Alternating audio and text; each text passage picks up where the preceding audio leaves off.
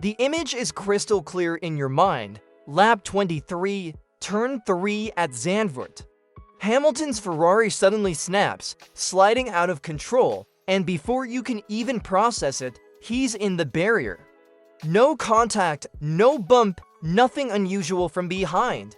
Just a violent slide, the scream of tires, sparks across the banking, and then silence. And that's the moment the whole paddock froze.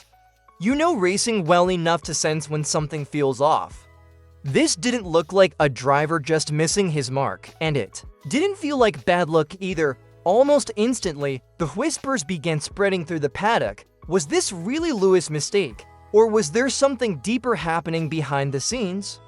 Then came the radio after the impact. Hamilton's voice cracked through, and here's where it got strange. He wasn't defensive, he wasn't frustrated in that fiery way you've probably heard before. Instead, it sounded like a revelation, like he was acknowledging that this wasn't about overstepping a limit or missing an apex, it was about something bigger. Trust, communication, and silence at the very moment he needed support the most. On replay, you see a driver who had been pushing with confidence, fighting George Russell, closing the gap sector by sector. He wasn't losing touch, Ferrari had the speed in hand. And yet, in one split second, it was gone, not because of what Lewis did, but because of what he didn't know. Now here's the real kicker. When the rain started to fall, others were already adjusting. You saw Norris, Piastri, Verstappen, all changing their approach in turn 3. But Hamilton? Still flat out, blind to the trap waiting under his tires. And that raises the first big question I want you to think about. Did this crash start in Lewis's hands, or did it start on the Ferrari pit wall? Drop your quick take in the comments right now. Was this driver error or team error? Just type driver or team, and if you love getting into these kinds of inside the paddock breakdowns, subscribe to Fast News F1 and hit that bell. Your support helps us reach our big goal of 1,000 subscribers, and it means you'll never miss these stories as they unfold. As the rain began to creep across the circuit, the race shifted into one of those moments where information becomes more valuable than raw speed. You could see it unfolding if you watched closely. Turn 3 was no longer the same beast it had been a few laps earlier. The steep banking, usually a place where commitment paid off, was suddenly becoming unpredictable. Oscar Piastri and Lando Norris started lifting slightly, adjusting their lines. Max Verstappen's engineer was in his ear, warning him, "Careful on the inside, it's slippery." Red Bull didn't just tell him once, they gave him tools to handle it, brake balance tweaks, small lifts, everything he needed to survive the changing grip. McLaren did the same, protecting both cars with timely, specific advice. Meanwhile, over at Ferrari, the story split into two. Charles Leclerc's side of the garage reacted quickly, calling him in, adjusting strategy the moment they saw the drops on the radar. Sharp, smart, decisive, but on Lewis Hamilton's side, silence.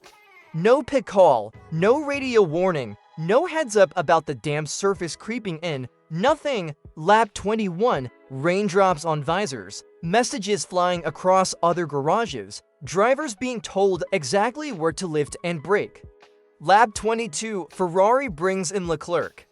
By lap 23, Hamilton is still flat out on worn mediums, pushing at full attack, completely blind to how much the track had changed beneath him. That contrast matters. In Formula 1, half a second's hesitation from the pit wall can be the difference between making a corner and ending up in the barrier. And when you see how much guidance others received compared to the silence Lewis had, the question almost answers itself. How was the most experienced rain driver on the grid left so exposed, without even the simplest warning? If you were sitting on Ferrari's pit wall, what would you have told Lewis at that moment? Would you have boxed him, or let him stay out and keep pushing?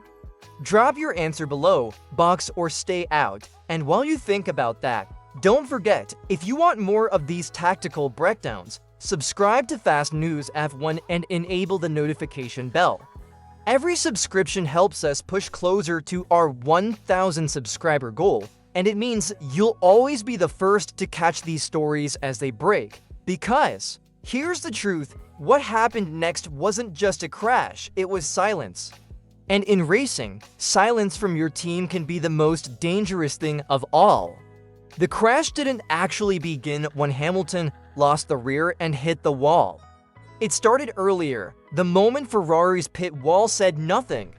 While other engineers were busy filling their drivers' ears with warnings and adjustments, Lewis was left with radio static. That's what makes this sting so much deeper. Let's lay it out. McLaren, there.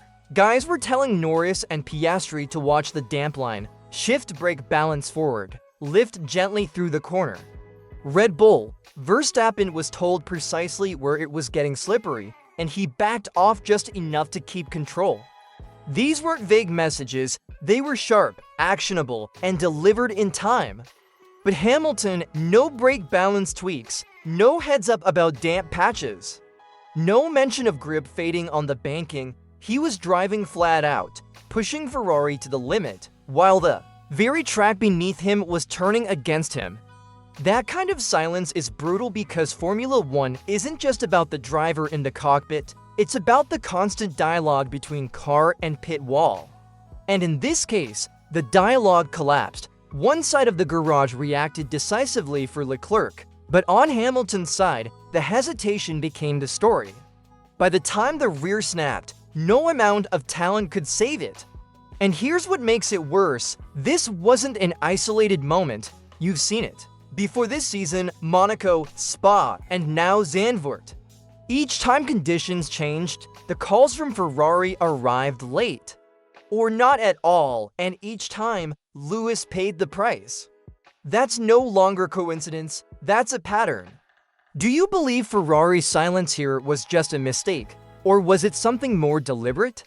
Comment mistake or deliberate below. And if you agree that drivers deserve clearer radio calls, hit the like button right now. It helps push this video out to more fans, and it helps us hit that 1,000 subscriber milestone. If you haven't already, subscribe to Fast News F1 and ring the bell, because stories like this show why Formula One isn't just about speed, it's about trust. After the crash, the atmosphere inside the Ferrari garage told its own story. Out on track, engineers and mechanics had already jumped into action, replaying footage, crafting explanations, and drafting the usual protective lines for the media. But when Hamilton himself walked back in, still with his helmet on, the energy shifted. Instead of the usual quick debrief, the hand on the shoulder, or even a few calming words from his race engineer, what he found was silence. Riccardo Adami, the voice he relies on, kept his eyes locked on the screens. Others did the same, no one looked up, no one engaged. It wasn't just a crash anymore, it was isolation. And that silence cuts deeper than the impact. In Formula One, trust isn't built in the moments of victory, it's built in the mistakes. A driver who feels backed, even when things go wrong, can reset and come back stronger. But when that support vanishes, it feels like betrayal. Hamilton is a veteran, a 7-time world champion, and he's dealt with the highs and lows of this sport better than almost anyone. Yet this wasn't frustration about the accident itself. Crashes happen, even to the very best. What hit him hardest was being the last to know that conditions had changed, and then returning to a garage where his voice felt ignored. When he finally faced the media, his composure never wavered, calm, professional, the classic "it is what it is." On the surface, it seemed like acceptance. But those who know him best could hear the sharpness under the tone. Later, insiders confirmed it. Behind that calm exterior, he was furious. Furious not at losing the car, but at being left out of the loop, unprotected by the very people meant to give him the information he needs to survive. That's where the wound really opened. If you were in Hamilton's shoes, would you want Ferrari to handle this behind closed doors, keeping it private, or should the team come out publicly and admit the mistake? Type private or public in the comments, and let's see where you stand. And don't forget, if you love following the drama behind the pit wall as much as the drama on track, make sure you're subscribed to Fast News F1. Turn on that notification bell so you don't miss the inside stories that shape the championship. Every subscription gets us closer to our 1,000 subscriber goal, and you'll always be part of the conversation when these moments happen. Now the spotlight shifts to what comes next. Zandvoort left Ferrari with 2 cars in the wall, but the circumstances couldn't have been more different. Leclerc had communication, Hamilton didn't, and that contrast has cracked open a bigger question about the team's identity. Who is Ferrari really building around? Is it about protecting a fragile system that hesitates under pressure, or about backing a world champion who still has the speed and experience to carry them forward? Monza is looming, and you know what that means. The tifosi, the fans who treat Ferrari like a religion. They won't accept hesitation, and they definitely won't tolerate silence. Every word on the radio, every pit call, every decision will be under a microscope. And after Zandvoort, the pressure on Ferrari's pit wall is higher than ever. Because let's be clear, what happened to Hamilton didn't just end with shattered carbon, it ended with clarity. The silence that left him exposed spoke louder than the crash itself, and the cracks in Ferrari's foundation are now impossible to ignore. So here's the cliffhanger. Will Ferrari finally stand behind Hamilton, giving him the trust and communication he deserves, or will they keep him stranded in the shadows, forced to fight blind while others are protected?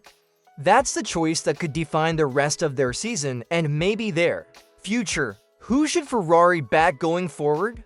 Should they build around Hamilton, put their trust in Leclerc, or try to keep balancing both drivers under a system that already looks broken? Drop your pick in the comments right now. If you've been with me through this breakdown, you know how big this moment is for Ferrari. So subscribe to Fast News F1 and ring the notification bell. Your support is huge for us. It helps push toward our 1,000 subscriber goal and makes sure you're always plugged into the biggest stories in Formula 1, because one thing's certain, Monza will give us answers. And when it does, the silence inside Ferrari might just echo louder than the roar of the tifosi.